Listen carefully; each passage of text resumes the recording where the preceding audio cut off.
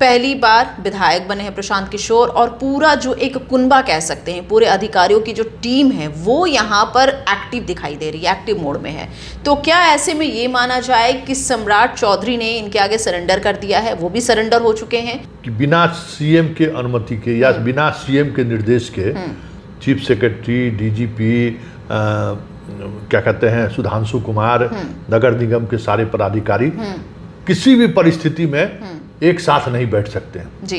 पिछली बार ये चुनाव लड़े तो इनके तमाम उम्मीदवारों की जमानत जब्त हो गई जी। अभी डस्टबिन घोटाला हुआ, उसमें पूरी तौर पर प्रशांत किशोर से लोग पूछते रह गया, जवाब नहीं थी। सम्राट के मामले में वो चुप्पी साध ले तो ये भी कोई बड़ी बात नहीं होगी। टीआरई 4 में क्या हुआ, आप आज घोषणा कर दिए कि एकल परीक्षा लेंगे, लेकिन बीपीएससी के से आपने प्रेस कॉन्फ्रेंस करा दिया। बीपीएससी ने कह दिया कि भाई ये कमेटी की रिपोर्ट है, ये इकोनॉमिक ऑफेंस का सलाह है, इसलिए हम 2 परीक्षा लेंगे, इससे कदाचार मुक्त होगा। लेकिन आप क्या किए? नरेंद्र मोदी सफल क्यों है कि वो निर्णय लेते हैं। क्या गडकरी को चलने नहीं दिया, राजनाथ सिंह को रक्षा मंत्री बनाकर उनको बिठा दिया कि आप बैठे रहिए। नमस्कार, आप सभी का बहुत स्वागत हमारे आज के इस कार्यक्रम में। और आज इस कार्यक्रम में हम बात करने जा रहे हैं पहली बार विधायक बने प्रशांत किशोर की।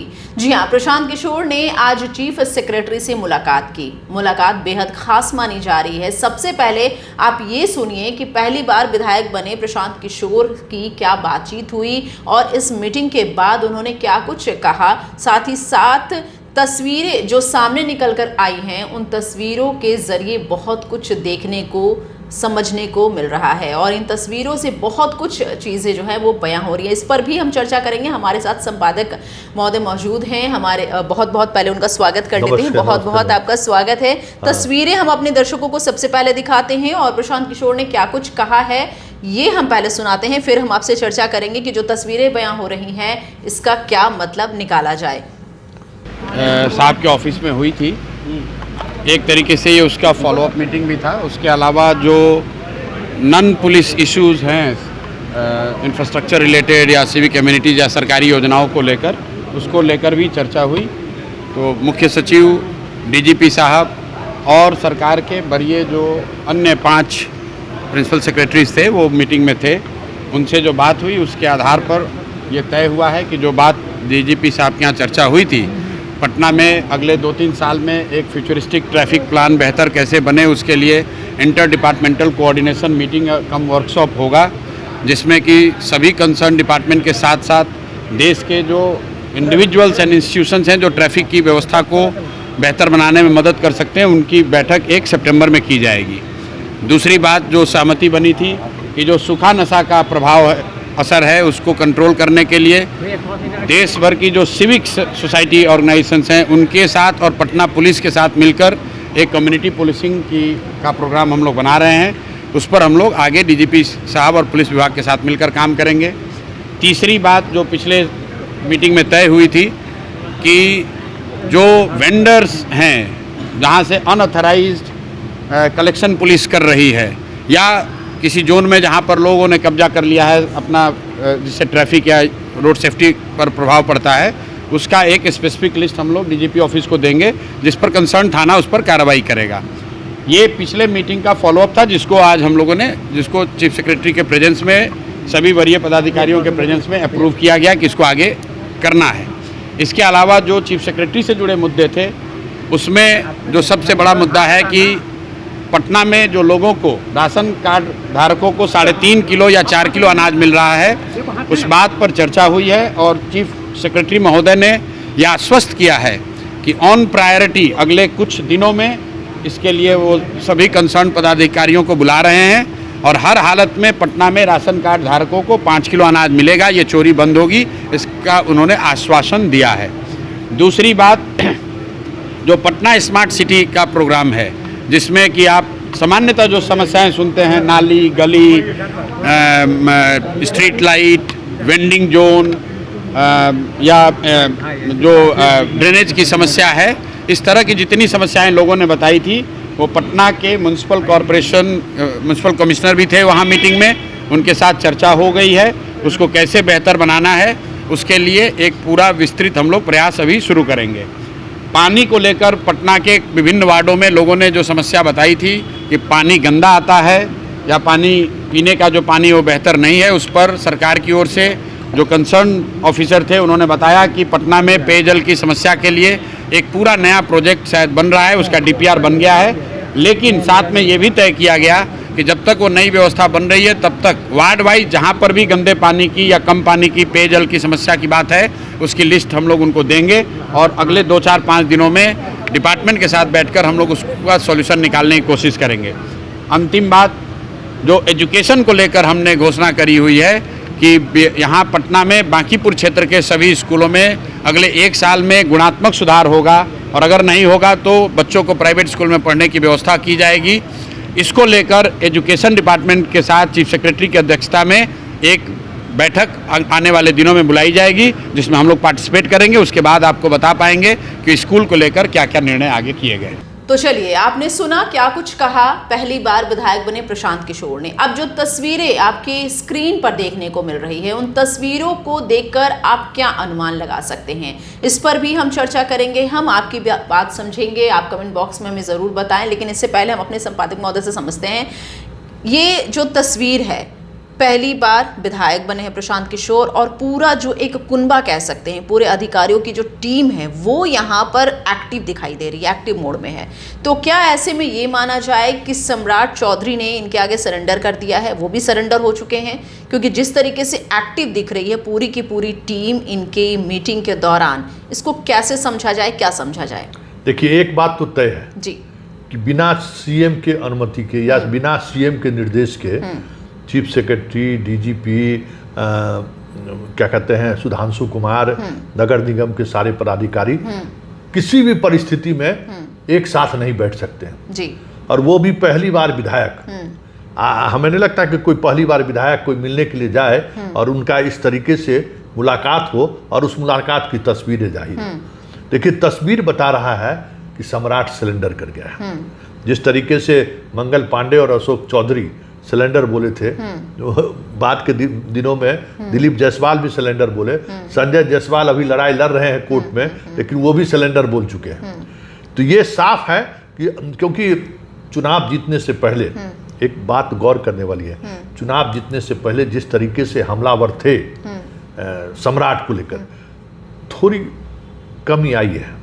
अब वो हमलावर जो एक सीधा उनके आपराधिक कृत्य पर, उनके शैक्षणिक योग्यता पर जिस तरीके से सीधा तौर पे प्रशांत किशोर बोलते थे, थोड़ा स्ट्रेटजी थोड़ा चेंज लगा है। लेकिन आज के इस तस्वीर के बाद तो ये तय हो गया कि सम्राट जो है सो पूरी तौर पर प्रशांत किशोर के सामने सिलेंडर बोल गया। मतलब प्रशांत किशोर की जो भूमिका है देखने को जो मिल रही है, तस्वीरों के जरिए जो अपने दर्शकों को लगातार दिखा रहे हैं, वो कहीं ना कहीं दमदार देखने को मिल रही है। अरे भाई, पहली बार विधायक है, इनका कोई राजनीतिक वजूद नहीं है, निर्दलीय ये चुनाव जीत कर आए हैं। पिछली बार ये चुनाव लड़े तो इनके तमाम उम्मीदवारों की जमानत जब्त हो गई जी। 0 पॉइंट समथिंग, मतलब जो राजनीतिक दल की मान्यता प्राप्त राजनीतिक दल के लिए जितना वोट का परसेंटेज चाहिए वो भी वोट इनको नहीं आया। और बांकीपुर में जनता ने बीजेपी को हराया है। कोई प्रशांत किशोर के स्ट्रेटजी की जीत हुई है या प्रशांत किशोर के जो भाषण है या प्रशांत किशोर ने जिस मुद्दे को लेकर गया इस वजह से बीजेपी के हार हुई है, ऐसा नहीं है। जनता ने बीजेपी को हराया है, ये सबको पता है कि जनता बीजेपी से गुस्से में है। लेकिन प्रशांत किशोर का ये प्रोटोकॉल, एक विधायक, यहाँ तो आपको हम बताएं, हम अपने दर्शकों को दिखाना चाहते हैं। अभी थोड़ी दिन पहले मुख्यमंत्री की तरफ से एक लेटर जारी हुआ है सारे विधायक, डीएम और एसपी से लेकर डीजीपी तक, कि विधायक का फोन उठाइए, विधायक से आप बात करिए। अभी हाल ही में हम लोग खबर चलाए थे, विधायक वहाँ गए मधुबनी में, 2 सांसद, बीजेपी के सांसद और जदयू के सांसद और तमाम जिले के विधायक, मीटिंग हो रही थी। उस मीटिंग में डीएम को मीटिंग प्रेजाइड करना था, डीएम एसपी नहीं आए, वहाँ भेज दिया डीडीसी को और एएसपी को। उसको लेकर बड़ा बवेला मचा था कि भाई जनप्रतिनिधियों को सम्मान नहीं देती है सरकार।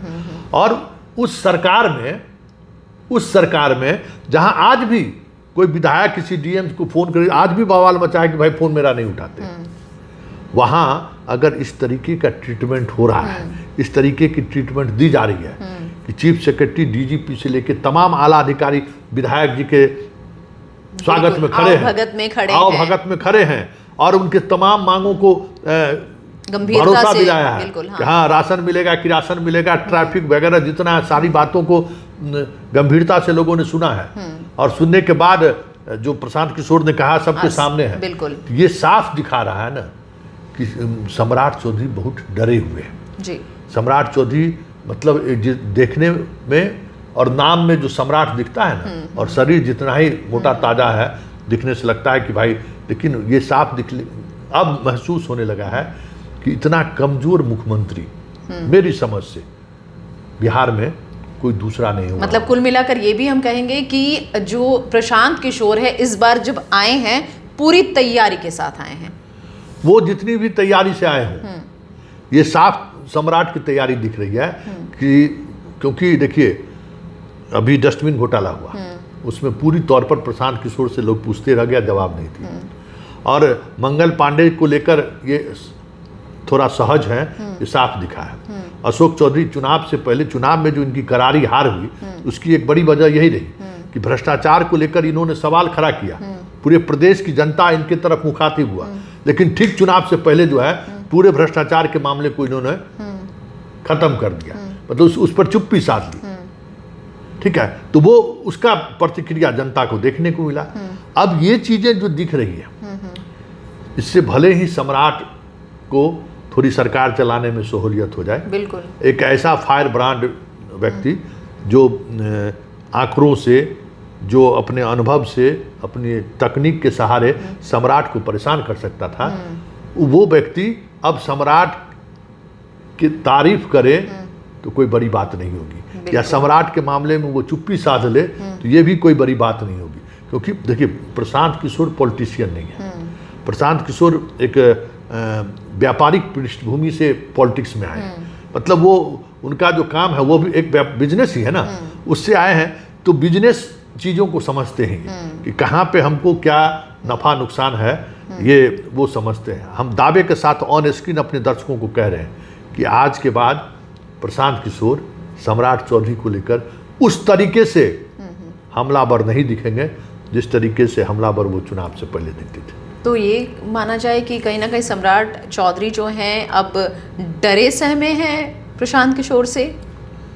ये देखिए होता क्या है ना कि मान लीजिए कि आप परीक्षा पास करके जो है सो आप बनिए IAS अधिकारी, और कुछ लोग बिना परीक्षा पास कर ले IAS, इंजीनियरिंग सेवा में है, कोई दूसरे सेवा में है और उसको सरकार IAS बना दिया, तो दोनों के काम करने के तरीके में फर्क होता है, या राजनीति की समझ की भी कमी। सम्राट चौधरी परिस्थिति के मुख्यमंत्री हैं, उनके चेहरे पर चुनाव नहीं हुआ है, उनको बिहार की जनता ने नहीं चुना है, परिस्थिति के CM है, इसलिए कमजोर है।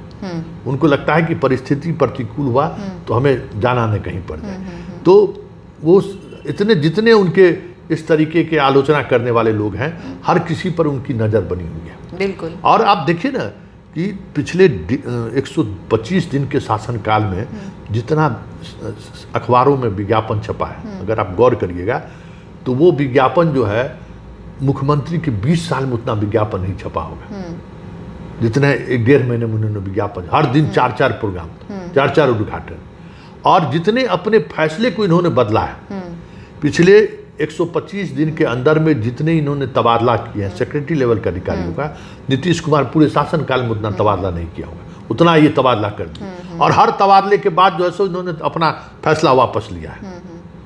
तो ये एक कमजोर मुख्यमंत्री का निशानी है, आप डिसीजन नहीं ले पा रहे हैं। अब TRE 4 का देखिए, TRE 4 में क्या हुआ, आप आज घोषणा कर दिए एकल परीक्षा लेंगे, लेकिन BPSC के से आपने प्रेस कॉन्फ्रेंस करा दिया, BPSC ने कह दिया कि भाई ये कमेटी की रिपोर्ट है, ये इकोनॉमिक ऑफेंस का सलाह है, इसलिए हम 2 परीक्षा लेंगे, इससे कदाचार मुक्त होगा। लेकिन आप क्या किए, सिलेंडर बोल गए। जो तमाम ऐसे निर्णय हैं जिन निर्णय को देखने से यही लगता है कि सम्राट सिलेंडर बोल रहे हैं, ये चीज़ें जा रही हैं। भरत तिवारी का मसला लीजिए, भरत तिवारी के मसले में फर्जी इनकाउंटर हुआ, शुरुआती दौर से ही इस बात को लेकर सवाल खड़े हो रहे थे, लेकिन सम्राट 2-3 दिनों तक इसको अलग रंग देने की कोशिश की, वहाँ भी डगमगाते हाँ, और उसके बाद स्थिति ये हुआ कि इनको सब कार्रवाई करनी पड़ी।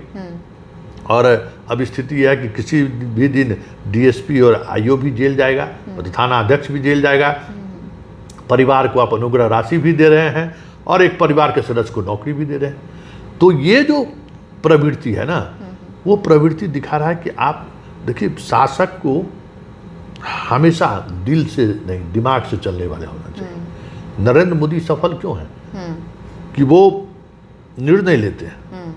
उन्होंने आडवाणी को साइड आउट किया, पूरे राजनाथ सिंह को, पूरे उस दौर के जितने बड़े नेता था, सुषमा स्वराज हो, अरुण जेटली हो, सबको एक एक करके उसने ठिकाने लगाया। तब उन्होंने अपने आप को स्थापित किया। गडकरी को चलने नहीं दिया, राजनाथ सिंह को रक्षा मंत्री बनाकर उनको बिठा दिया कि आप बैठे रहिए। तब वो शासन कर रहे हैं। नितिन नवीन जैसे लोगों को प्रदेश राष्ट्रीय अध्यक्ष बना दिया। जिसको जो चाह रहा है वो कर रहा है।